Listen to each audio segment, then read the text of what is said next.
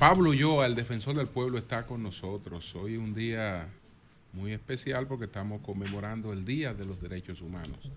Y justamente la Defensoría está culminando la ruta de los derechos. Exactamente. Exacto. Muchísimas gracias, buenos días. Reiterarle mi agradecimiento a cada uno de ustedes por el apoyo a la gestión y la amistad para con Pablo.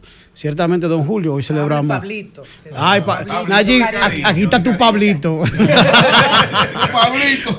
Marlene me va a escuchar con mucho cariño. Miren, realmente, como dijo don Julio, el hecho que estemos acá es da conmemoración al Día Internacional de los Derechos Humanos, y en segundo punto, pero de manera institucional, anunciar el cierre de la Ruta de los Derechos con una actividad que haremos en el día de hoy a las 4:30 en el anfiteatro de La Barquita. Es un escenario ideal para nosotros poder cerrar un hito institucional de poder haber recorrido el país completo desde el mes de septiembre a la fecha, donde pudimos ir a cada provincia a hacer una agenda de 7 u 8 actividades que nos ha permitido tener diálogos, pero también aprender mucho. Hemos brindado servicios, indiscutiblemente, pero para un servidor público, y en este caso una institución, poder trasladarse a entender la dinámica de cada provincia vale mucho. Y esto es una gran experiencia que como institución nosotros hemos planteado como un reto y lo hemos podido lograr gracias a Dios Todopoderoso y al esfuerzo de mucha gente. ¿Se puede mencionar 1 o 2 objetivos importantes de esa ruta? Sé que es mucho tiempo, mucho esfuerzo. Ustedes deben tener un pliego de documentos enormes, de tareas por hacer, pero 1 o 2 elementos para que la audiencia sepa de qué se trata. Mira, conceptualmente la estrategia se diseñó, 1, para promoción y divulgación de derechos fundamentales. 2, para captación de casos, reclamaciones y orientaciones. Por eso incluso involucramos otras instituciones del Estado Dominicano, independientemente sean del Poder Ejecutivo, pero que prestaban servicios que normalmente no llegan a nosotros, como por ejemplo el caso de Senasa, por el tema de la baja cobertura de los seguros que existen en muchas localidades, como la parte de pensiones, temas relacionados con financiamiento, por eso estaba Promipyme, porque incluso abrimos unos diálogos con mujeres emprendedoras en cada pueblo. En la tarde se hacían, donde las emprendedoras, 5 a 7, planteaban cómo ya pudieron desarrollarse, pero estaba Promipyme, el Ministerio de la Mujer y Supérate para dar apoyo. El primer punto era divulgación y promoción, pero al mismo tiempo estábamos enfrentando un lastre institucional que era el poco conocimiento de la institución por parte del ciudadano y la ciudadana y de sus derechos fundamentales. Cuando nosotros llegamos, hicimos una encuesta que la trabajamos no solamente presencial, sino también con data mining, donde nos dimos cuenta que el 40% de la población dominicana conocía algún tipo de derecho y subía en la parte más joven, donde el 64% de los más pobres jóvenes de 18 a 24 no conocían sus derechos y el 57% de los jóvenes en sentido general. Hoy en día prácticamente el 70% conocen algún tipo de derecho y tiene que ver con este tipo de estrategias. Pero al mismo tiempo, desde el punto de vista organizacional, nosotros teníamos que enfocarnos cómo vamos a aperturar las casas de los derechos, que son las representaciones locales que tiene que tener la institución, porque tenemos cobertura nacional. Pero eso no se puede dar por el capricho de un titular, sino se tiene que dar por un análisis metodológico. Y eso era importante que nosotros pudiéramos bajar a cada provincia para saber la conflictividad, para analizar el tejido social, para ver el liderazgo económico, político y social. Y por eso dentro del marco de las actividades no solamente izábamos la bandera y caminábamos el Parque Central con la bandera dominicana por el orgullo patrio, sino que había una conferencia del Defensor del Pueblo hablando del bien común, un liderazgo transformador, donde invitábamos a todo el liderazgo de cada provincia. Ahí tuvieron senadores, gobernadores, alcaldes, gobernadores en este caso, alcaldes, diputados, regidores, pero también el empresariado, las cámaras de comercio, la parte cultural, los líderes sociales, las ONG, los comunitarios. En la tarde desplegábamos entonces una agenda más vinculada a los sectores comunitarios, mujeres y jóvenes, para entonces poder concluir en la feria, en el Parque Central, donde habían unas carpas apostadas con instituciones públicas, incluyendo el Defensor del Pueblo, donde tenía un registro. Esto lo pudimos hacer porque ya institucionalmente habíamos creado la plataforma de monitoreo, de seguimiento, y a través de un CRM que instalamos, nosotros tenemos con inteligencia artificial, podemos discriminar lo que son casos, lo que son orientaciones y lo que son justamente reclamos, para poder concentrar la masa de abogados a lo que corresponde. Pablo, sin embargo, hay una preocupación desde el punto de vista de la supervivencia del Estado-Nación, del concepto del Estado-Nación, que es la inflación en el asunto de los derechos.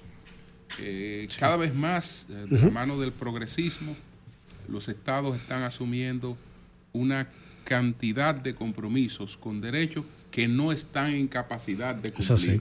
Y te pongo un ejemplo simple. Chile. No, yo te puedo poner uno más simple.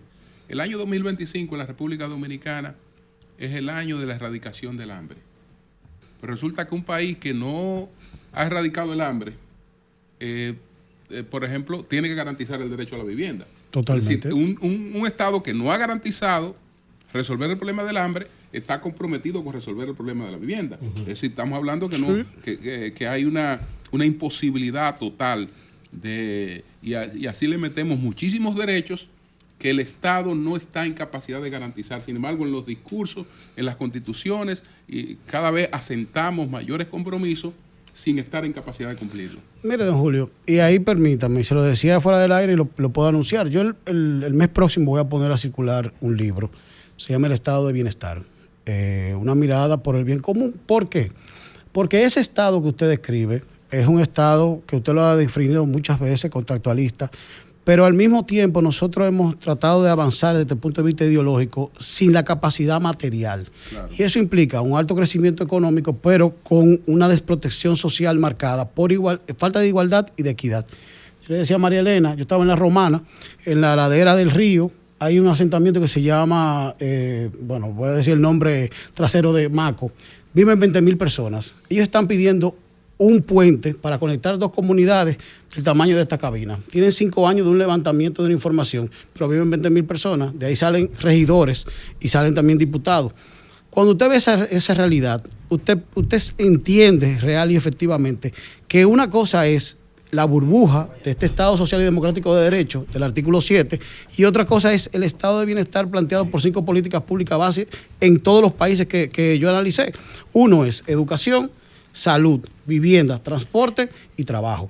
Sin esas 5 políticas públicas, lo demás son sofismas, son más de repetir discursos basados justamente en lo que yo quisiera o en lo que yo entiendo que debiera de ser. Sin esas 5 políticas públicas garantizadas en República Dominicana, los derechos fundamentales no están garantizados en términos real, porque tú vas a depender de demagogia y de clientelismo y de favores políticos para poder tener lo que te corresponde por derecho. Y es justamente parte del reclamo del defensor del pueblo. Pablo, a partir de la reforma constitucional de 2010, se crearon un sinnúmero de instituciones, ¿verdad?, fundamentales que han hecho grandes aportes, pero sobre todo en materia de derechos humanos, yo creo que la institución como el Tribunal Constitucional y el Defensor del Pueblo son trascendentales. Si hiciéramos un balance, hoy que es el Día precisamente Internacional de los Derechos Humanos, desde el establecimiento tanto del Defensor del Pueblo como del TC, ¿cuál tú consideras que pueden ser aportes tangibles en materia de derechos humanos y cuáles desafíos todavía tú consideras que quedan por delante? Mira, desafío indiscutiblemente es el conocimiento de la Constitución, porque la Constitución te convierte a ti en un ciudadano que ama tu patria, que enarbola la bandera y que defiende justamente los derechos y haces tus deberes. Ese conocimiento tiene que impactar al sistema educativo en sentido amplio, no solamente el preuniversitario, sino el universitario y la parte que tenga que ver con las materias blandas o las herramientas blandas. Ahora, los desafíos tienen que ver justamente con el respeto a la institucionalidad y eso implica que el Tribunal Constitucional, si emite una sentencia, tiene que ser acatada inmediatamente. Si el Defensor del Pueblo emite una comunicación, tiene que ser respondida inmediatamente. La ley del defensor plantea 60 días. Nosotros estamos trabajando en un promedio de respuesta de la administración de 5 días. Eso se debe a través de la inteligencia artificial, porque estamos siendo más eficientes.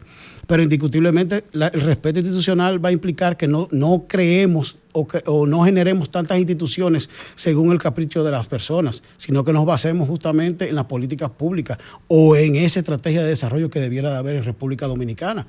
Porque ¿de qué hago yo teniendo 8 instituciones que tienen que ver con el tránsito cuando tengo un caos? ¿De qué hago yo teniendo 5 instituciones que tienen que ver con la electricidad si tengo un caos? Yo tengo ahora mismo un debate en términos, estamos hablando de lawfare y welfare, no te estoy hablando de una reforma de instituciones. Yo voy a fusionar el Ministerio de Salud, de Educación Superior, y yo te pregunto, ¿voy a dejar fuera el ITLA, al Infotep y al Centro Comunitario, el Community College? Yo debiera tener una visión de Estado donde yo tenga la ley de certificación, en este caso de cualificaciones, que es un proyecto de ley que quedó en el 2019. Ese Sistema Nacional de Cualificaciones debiera dirigir todo el esfuerzo a generar oportunidades sobre la base de lo que es el contexto nacional e internacional. Entonces, nosotros como institución, lo que debemos es abocarnos a que el que administra la cosa pública, sea el ministro o el director general, conozca la ley y el reglamento que le corresponde. Porque hay un precepto básico de la doctrina norteamericana que es el government compliance, el cumplimiento gubernamental. Y ese es un reto muy grande del Estado dominicano. Independientemente, el government compliance, el cumplimiento gubernamental. Independientemente el político o el partido, República Dominicana necesita encaminarse a un plan de 2050, 2060, donde tengamos una visión clara de dónde vamos a hacer los esfuerzos. Y esa parte es un reto, no solamente del defensor o del constitucional, que ha dado sentencias para irnos encaminando a ese respeto, pero al mismo tiempo del liderazgo político, social y económico del país. Consuelo. Gracias. Buenos días. No te pongas nervioso, que aquí está el defensor. Defiéndeme. Buenos días, don Pablo. Mi doña. No, señor, deje tranquilo. Ni Marlene me dice así, pero Nayib es Nayib. Mire, no, yo quiero darle, en primerísimo lugar, quiero darle las gracias al defensor del pueblo, a usted y a sus funcionarios y funcionarias, porque un caso que le presenté de una muchacha humilde que le habían robado su identidad, se la habían dado a otra persona, ustedes lo resolvieron, y también la Junta Central Electoral, el doctor Chamisa. Román Jaque, el presidente, pero fue a Chami realmente que yo llamé en ese momento. Chamisa, sí. Gracias Estrella, a usted, sí. a todos ustedes. Esa muchacha pudo al fin inscribirse en la universidad. No tenía identidad desde hace años. Gracias, mi doña. Sí, hay que decirlo. Solo un punto. Nosotros somos servidores públicos. Dios bendiga. El defensor necesita funcionarios. El Tribunal Constitucional, lo tengo aquí y lo hablé de eso hoy porque es importantísimo para el país. Tribunal Constitucional ordena rechazar amparos en reclamo documentos identidad. La Junta Central Electoral planteó que los impetrantes pretenden obtener la nacionalidad dominicana por esa vía expedita. ¿Cómo usted ve esa sentencia? Yo la saludé. En su momento formalmente lo hice como Pablo y no utilicé la Corte Constitucional, sino la mía. Yo creo que República Dominicana tiene una ley de migración, tiene una ley de identidad y nosotros como República tenemos soberanía para definir cuáles son nuestros procedimientos. La Junta Central Electoral hizo un ejercicio responsable y el Constitucional evacuó una sentencia que corresponde justamente a esa posición y al histórico de la sentencia del Tribunal Constitucional. Sí. Porque es importante que entendamos la institucionalidad democrática de esa manera. Yo creo que hay una inteligencia institucional que se ha preservado en el Tribunal Constitucional, que tiene que seguirse preservando, porque la identidad y la soberanía no se juega. Y en un país como República Dominicana, con unas características geopolíticas y estratégicas muy vulnerables por la realidad de Haití, tenemos que estar conscientes todos los dominicanos a una. Como Fuente Ovejuna. Exacto, gracias, don Pablo. Como defensor del pueblo, tú has expresado varias inquietudes sobre situaciones que se han dado con leyes. Una de ellas fue la ley de la DNI, que ahora el Tribunal Constitucional tomó esta decisión. ¿Cómo tú valoras esa decisión? ¿Qué tú piensas entonces que debería hacerse a propósito de una serie de inquietudes que ahí son válidas, pero que fueron mal canalizadas? Mira, primero, yo felicito la sentencia del Tribunal Constitucional y lo hago por dos vertientes. Uno, también genero una felicitación al Poder Ejecutivo que quiso regular un elemento que aquí se ha hecho de manera silvestre, de manera antojadiza y de manera particular en toda la historia. Y en América Latina, en el análisis comparado que hicimos, nos dimos cuenta que es una tendencia a regular a los servicios de inteligencia. Ahora, el cómo es donde viene el problema. Yo creo que fue muy elegante el Tribunal Constitucional emitir la sentencia sobre la base del procedimiento inadecuado desde el punto de vista del derecho legislativo. Ahora, desde el punto de vista del fondo, ahí entramos en materia de lo que yo he venido planteando como institución desde el mes de octubre, cuando emitimos la comunicación, que fuimos la única institución que llamamos la atención de 5 derechos fundamentales violentados de manera directa. Independientemente se aprobó en diciembre la ley, seguimos la lucha junto con la Sociedad de Diarios y otras instituciones y emitimos 2 documentos. Uno, una opinión o posición relacionando el documento, y fue a partir de la matriz que elaboró el Defensor del Pueblo en el sentido. Y 2, un proyecto de ley para que sea introducido, que sí garantice los derechos fundamentales de los dominicanos y las dominicanas, porque a todas luces ese proyecto de ley tenía por lo menos 2 artículos particulares que se iban a quitar, lo cual iba a generar una ley que se iba a parecer a la de los partidos políticos, que terminó siendo un adefesio, porque al fin y al cabo, si tú le quitas fiscalización a los partidos políticos, tú estás quitando una de las variables más esenciales que plantea el artículo 214 de la Constitución. Además, la parte de la educación no se regula en los partidos políticos. Volviendo a la ley 124, ahora el Poder Ejecutivo tiene la oportunidad de someter un proyecto de ley que sí pueda garantizar los derechos fundamentales y también resguardar el debido proceso en los servicios de inteligencia, que todos sabemos que se realizan en República Dominicana, pero nunca se había puesto una nomenclatura o un procedimiento o un debido proceso para poderlo hacer. Pablo, hermano, bienvenido al Sol de la Mañana, un abrazo. La Defensoría del Pueblo es una casa grande que abarca 32 temas distintos que podemos tratar, más los 7 deberes. Hay deberes y derechos y a veces se ven conculcados por leyes que no están acorde a la misma Constitución de la República, y en el pasado torneo electoral del 19 de mayo se cometieron algunas, yo diría que abuso. El elector se levantó a votar, pero finalmente los que votaron no salieron por el tema del método de Homs. ¿Tiene alcance el defensor del pueblo para alguna propuesta en esa dirección? Y si está de acuerdo con una que ha sometido el senador Félix Bautista más 40 diputados, incluyendo al exdiputado José Horacio. Mira, ¿cuál es tu posición con ese método? Yo creo que también tenemos que verlo todo de manera histórica. La representatividad es uno de los valores más esenciales de la democracia. Nosotros tomamos una decisión de eliminar 40 escaños sobre la base de un criterio que no se vio claramente cuáles eran los estudios justamente para poder eliminar 20 escaños. Y unificamos al mismo tiempo las elecciones, que fue un planteamiento que desde el 94 estaba establecido en el pacto que José Francisco Peña Gómez quiso dejar como legado. Yo creo que el método de Homs genera una redistribución desde el punto de vista territorial, pero los criterios del mismo a veces pudieran ser excluidos. Por ejemplo, José Horacio hoy dice que el método de Homs es incorrecto, pero él salió como diputado por el método de Homs. Si no, tenemos que recordar que el que era hasta hace 2 meses el cónsul en España, en Madrid específicamente, Vázquez Peña sacó prácticamente 3 veces más votos que José Gregorio, que José Horacio. Entonces, yo creo que también tenemos que ver la parte histórica. Ahora, en este proceso, creo que vamos a vivir unas elecciones muy convulsas, porque llevando todo al plano del mismo año, a diferencia de como el 2012 tenía, que eran intercaladas, que permitía que fuese un referéndum aprobatorio o revocatorio. Cuando tú tenías la cantidad de diputados o senadores, tú te dabas cuenta si las personas te estaban valorando o no. Ahora tenemos todo junto. Y eso, el riesgo es del financiamiento de los partidos políticos. Yo estoy de acuerdo que se financien los partidos políticos, porque es la base de la democracia. Claro. Todos los partidos políticos tienen que ser fuertes. La democracia es costosa. Pero tienen que ser responsables sus dirigentes, claro, en formación y en métodos justamente de plenaria que permitan que las decisiones se tomen por mayoría, como plantea. Ahora, el método de Homs no es el problema. El problema termina siendo el financiamiento de la campaña política, que es muy cara en República Dominicana. Si no regulamos los plazos y la forma de financiamiento, vamos a tener lo mismo. Pablo, y tú lo viviste. Pablo, claro, como gran conocedor de las academias de béisbol, y a propósito de la muerte la trágica muerte de este jovencito de 14 años, pelotero, por algo que le inyectaron, pero le ha dado mucho seguimiento a este caso. ¿Qué se puede hacer para proteger a estos aspirantes a las grandes ligas, a las familias? Mira, María Elena, 2 cosas. El jueves pasado tuve en mi oficina el vicepresidente de operaciones de los Mets de Nueva York, Eduardo Brizuela, que trabajamos juntos cuando él pertenecía a Milwaukee Brewers, que volvieron de nuevo en el 2006.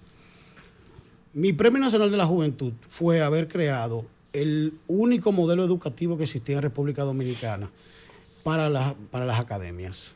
Yo planteé al Ministerio de Deporte y convoqué una reunión con el ministro, la Dirección Nacional de Control de Drogas, Salud Pública, los comisionados ambos, Junior Novoa, el de béisbol, y el de Pequeña Liga, que es Kilvio Veras. Estuvo también ahí Conani, estuvo presente los argentinos Genao como presidente de la Asociación de Entrenadores Independientes, toda la plana. y le entregué, y varios de Grandes Ligas, y le entregué una propuesta. Ahora, el ministro plantea que en 45 días va a generar nuevamente la certificación. La Ley General de Deporte, en su artículo 76, en el párrafo 1, dice que el Estado es el que entrega las certificaciones y las acreditaciones para toda academia que quiera generar algún tipo de prospecto, no solamente de béisbol. La ley es amplia, por lo tanto, lo que tiene que haber cumplimiento gubernamental. Si el Ministerio de Deporte asume con responsabilidad los criterios de cómo se pueden aperturar las academias y le genera certificación sobre la base de formación, infraestructura, cualquier elemento, se puede dar un seguimiento, porque el problema es que los jóvenes... La pelota está en la cancha del ministro de Deportes. Yo voy más lejos, sí, y tú voy más lejos, por eso te decía. ¿A qué edad los niños deciden ser jugadores profesionales? Queremos que a los 16 años, en enero, que se van a llegar ahora mismo 84 millones de dólares, van a llegar en enero 15 a la República Dominicana. No, es a los 8 años que ya están en pequeña liga y a los 12 años salen formalmente de la escuela. Y eso es la realidad. La realidad de República Dominicana es que 5,000 jóvenes se inscriben anualmente para ser firmados nada más 500, pero practican de manera profesional casi 100,000 jóvenes de alguna manera u otra. Estamos teniendo 30 academias que implican prácticamente 1,200 jóvenes que están allá adentro, con formación y con estructura dentro de los equipos profesionales. Pero los equipos profesionales tienen una masa de scouts que salen a buscar peloteros, que son los mismos que le dicen al equipo, vale tanto, y le da por debajo 4 años antes a una persona. Te voy a poner un ejemplo, que estaban hablando de Juan Soto. El hermano de Juan Soto, que practicaba en el terreno de la UNFO, firmó con Banana. Banana es un entrenador. Banana tiene un programa por la República de Colombia exitoso. Él firmó con Washington. El hermano de Juan estudiaba en la UNFO, en el Liceo Experimental de la UNFO. El papá de Juan, que era un softbolista muy bueno, que le tengo mucho cariño, decidió que su hijo firmara como jugador profesional. ¿Qué implicó eso? Sacrificar su educación formal. Porque aquí no existe un programa que pueda entender la dinámica de lo que es la escolaridad en Estados Unidos. Doña Consuelo mencionaba las 8 universidades. Sí. I2B. Sí. Las universidades. Miren, el sistema norteamericano tiene 5,000 programas educativos de Junior College, Community College, universidad de 4 años y demás. Lo que pasa es que nosotros tenemos el ciclo aquí tan estructurado que queremos tener clases de 8 de la mañana a 4 de la tarde, pero la oferta se va a hacer en lo académico. Cuando tú vas a la realidad, no existe un espacio de infraestructura real de béisbol que te pueda congregar los diferentes programas, pero que esos programas compitan en sí para generar estadísticas. Porque al fin y al cabo, la identidad que decía doña Consuelo, que es lo que garantiza la sentencia, es lo que te permite que ese muchacho sea ese real muchacho. Entonces, si tú a los 8 años lo sacas, desde el punto de vista de la investigación deportiva, tú le pierdes el rastro. Porque ¿dónde va un investigador de MLB cuando va a firmar? A la escuela, al hospital, lo que hace cualquier investigador jurídico que va a hacer un proceso. Entonces, nosotros necesitamos que el sistema sea garante de ese estudiante que es atleta para que pueda firmar con la mayor garantía de estabilidad para la inversión. Porque MLB maneja 350 millones de dólares al año en República Dominicana.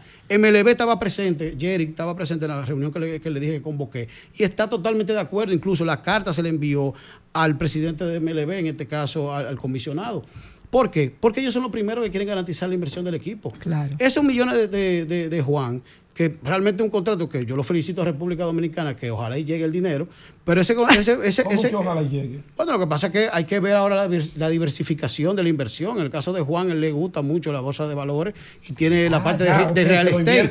Pero no solamente eso. Ese contrato de Juan, que es un contrato pasional, en este caso del presidente, realmente la efectividad tiene 10 años. 12 años era un riesgo y 15 años es un contrato que ojalá y él pueda pelear por el Hall of Fame, que es lo que le va a dar realmente posibilidades.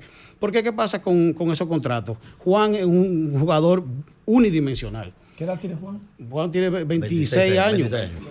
15 son 40 años. El cálculo es que el jugador promedio, su explosión está desde los 26 a los 32 en su momento. Ya ha ido bajando y quizá a los 30, 28.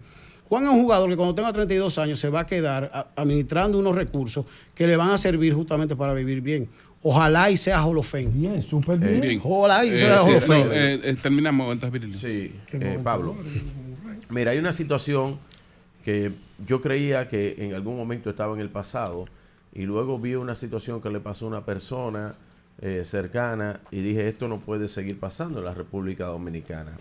Y son estos temas de los embargos ilegales, unos embargos abusivos, que un alguacil, un grupo de vándalos, van y entran a un sitio y dañan la propiedad, amenazan, chantajean a las personas que están en esas instituciones. Varios lo viven haciendo, ha habido tiroteo, denuncia. Eso hubo una vez un grupo que hasta lo apresaron. Bien. Un grupo de vándalos. ¿Qué hacer con eso? Primero, Pablo. Y por otro lado, estos ingenieros que me puse en comunicación contigo, que tienen deudas viejas de cuando no existía la ley de compra y contrataciones públicas, que tienen un periplo, que van todos los días al Ministerio de Hacienda. ¿Qué hacer con ellos, Pablo y yo? Mira, esos ingenieros en total tienen registrados 107 contratos de 300 y tantos que te planteaban. Sí.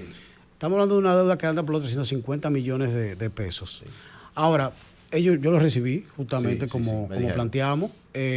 Fueron una comisión y vamos a decir que hay 3 líneas de acción. Una línea de acción es legislativa, implicará el Congreso, pero yo tengo que despejar las variables. Como analista, tengo que ver todos los expedientes. Ellos quedaron que en una semana iban a llevar todos los expedientes, los 107, con las certificaciones, para entonces nosotros dentro de la Secretaría General hagan un trabajo de despeje. Ahora, te adelanto que tenemos una línea congresional que va a implicar senadores y diputados, una línea efectivamente de cumplimiento que tiene que ver con aquellos expedientes que sí completen el requisito, y uno que implicará un diálogo, y se le solicitó formalmente que solicitaran la mediación, que es parte de las herramientas que ha generado esta gestión del Defensor del Pueblo, para ver si esa mediación puede ser efectiva dentro del marco de lo legal, porque hay que estar conscientes que así como nosotros hablamos de los bonos de Navidad, esto no puede ser si no es cumpliendo el debido proceso. Entonces, claro, esas 3 líneas de acción son las que yo rápidamente, a partir de ayer, vi como posibles alternativas. Perfecto. Sabiendo que todavía queda pendiente una conversación con Hacienda para ver cuáles